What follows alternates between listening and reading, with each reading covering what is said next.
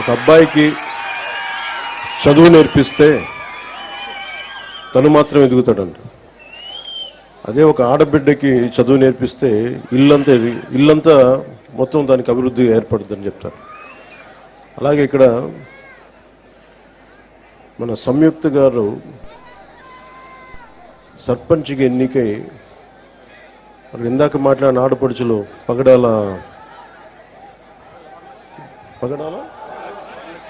వరలక్ష్మి గారు మాట్లాడినా, అక్కడ టీచర్ల గురించి ఉపాధ్యాయుని మాట్లాడినా, ఆడబిడ్డలు చదివితే కుటుంబం కాదు, గ్రామాలే కాదు, దేశం కూడా ముందుకెళ్తుందని చెప్పి ద్రౌపది ముర్ము గారు ఒక పంచాయతీ స్థాయి నుంచి పంచాయతీ సర్పంచ్కి ఎదిగి ఈ రోజున భారతదేశానికి రాష్ట్రపతిగా ఉన్నారు.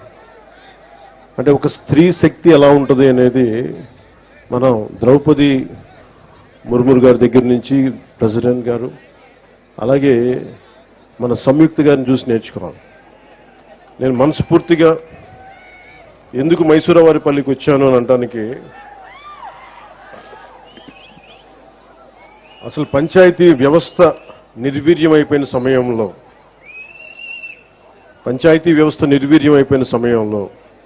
పంచాయతీ ఎన్నికలంటే భయపడే సమయంలో, గత ప్రభుత్వ సమయంలో రోడ్ల మీదకి రావడానికి కూడా చాలా అనుభవం నాయకులు కూడా భయపడే పరిస్థితిలో ఉండి, మిలిటరీలో పనిచేస్తున్న ఒక భర్తని రోడ్లు సరిగ్గా వేయక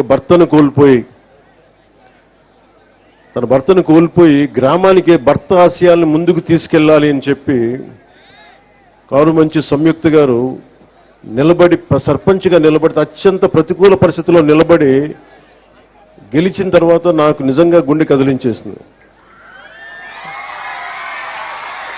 నేను ఆ రోజున కారుమంచి సంయుక్త గారికి నిలబడ్డప్పుడు నేను ఒకటే కోరుకున్నాను ఆ రోజున అందరినీ, పంచాయతీలు చాలా కీలకం.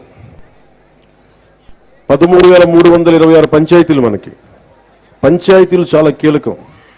అందరూ గ్రామాలు వదిలేద్దాం, బయటికి వెళ్ళిపోదాం అనుకుంటారు. కానీ పంచాయతీని ఎవరైతే కీలకంగా పట్టుకుంటారో, పంచాయతీ కోసం ఎవరు నిలబడతారో వాళ్ళు ఈ దేశాన్ని కదిలించే నాయకులయ్యారు, మామూలు నాయకులు అవ్వలేదు.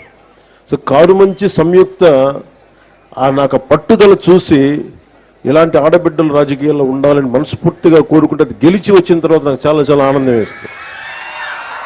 ఎక్కడా కూడా నేను రాజకీయాలకి అతీతంగా రాష్ట్రాభివృద్ధి కోసం, దేశాభివృద్ధి కోసం సంపూర్ణంగా ఆలోచించేవాడిని. 32 సంవత్సరాలుగా స్వాతంత్ర దినోత్సవ వేడుకలకు కానీ, గణతంత్ర దినోత్సవ వేడుకలకు కానీ 100 రూపాయలు, 200 రూపాయలు ఇచ్చేవాళ్ళు మైనర్ మేజర్ పంచాయతీలకి. అదే మన కృష్ణతేజ గారికి, కమిషనర్, ఇంకా మన పంచాయతీరాజ్ వారికి ఒకటే చెప్పాను, ప్రతి గ్రామానికి, పంచాయతీకి దేశభక్తి ఇక్కడి నుంచే రావాలి, బయటికి దేశభక్తి ఇక్కడి నుంచే ఉబ్బకాలి. ఏం చేద్దామంటే ఆ చర్చలో ఒకటే వచ్చింది, ముందు మన జాతీయ జెండాకి గుండెల నిండుగా మనకి శాల్యూట్ కొట్టే పండుగ ఇది, మన త్యాగాలను గుర్తుపెట్టుకునే పండుగ ఇది.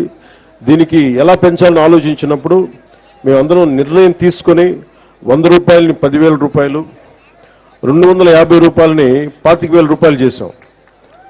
ఇప్పుడు దాకా ఎవరు చెయ్యడానికి ఆలోచన రాలా. ఉన్న నిధుల్ని సంయుక్త గారు సర్పంచ్గా ఛార్జీ తీసుకున్న వెంటనే పనులు చేయిద్దాం, అందరూ గ్రామస్తులందరూ గెలిపించారని చూస్తే నిధులు వచ్చినాయి, నిధులు వెంటనే వెళ్ళిపోయినాయని చెప్పారు. సర్పంచ్లందరితో మాట్లాడారు.